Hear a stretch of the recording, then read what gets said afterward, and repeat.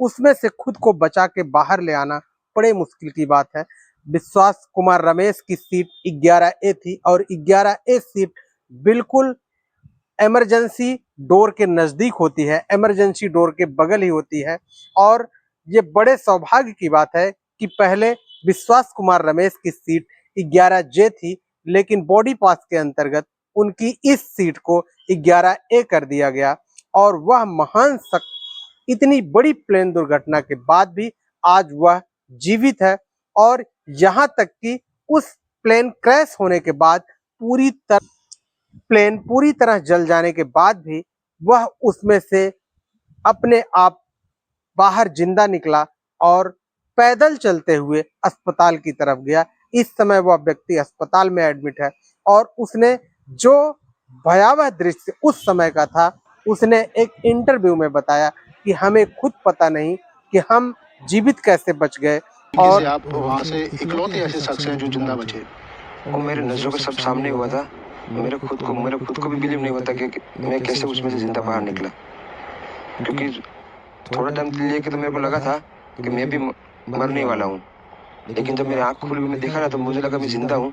तो मैंने ट्राई किया, जब मेरी सीट से वो मेरी बेल्ट निकाला, मैंने वो ट्राई किया जहाँ से निकल सकता वहाँ से। एक ऐसा रहस्यमय तरीका कहें जहां जो है मौत को भी मात देने वाले विश्वास कुमार रमेश अब भी हम लोगों के बीच जीवित हैं, जबकि उसमें से जितनी भी लोगों की मौत हुई उनमें एक भी व्यक्ति का न तो चेहरा पहचाना जा सकता है और ना ही उनके शरीर के अंगों को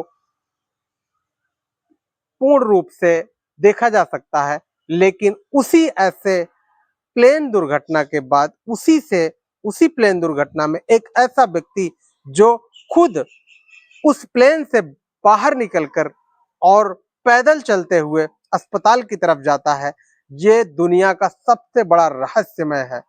और शायद यह कुदरत का सबसे बड़ा रहस्य आज तक इस पृथ्वी पर पहली बार घटा होगा कि जहां लगभग 241 यात्री पूरी तरह झुलस जाते हैं, उनका पहचानना भी मुश्किल होता है। विमान से एक ऐसा व्यक्ति जो जीवित बाहर निकलता है और सबसे बड़ी बात यह कि वह व्यक्ति स्वयं अपने कदमों पर पैदल चल के बाहर निकलता है और पैदल चल के वह अस्पताल की मदद लेता है और अब वह पूरी तरह स्वस्थ है। और यहाँ तक कि उनके पैर में, उनके चेहरे पर, उनके सर में गहरी चोटें आई थी, लेकिन वह व्यक्ति अब पूरी तरह स्वस्थ है। और उन्होंने यह बताया कि जैसे ही प्लेन क्रैश हुआ मुझे ऐसा लगा कि मैं भी अब जीवित नहीं हूँ, लेकिन अचानक मैंने अपने सीट बेल्ट को देखा तो मुझे लगा मैं जीवित हूँ और मैंने हिम्मत बनाई और मैंने बाहर निकलने का प्रयास किया और मैं बाहर निकल भी गया।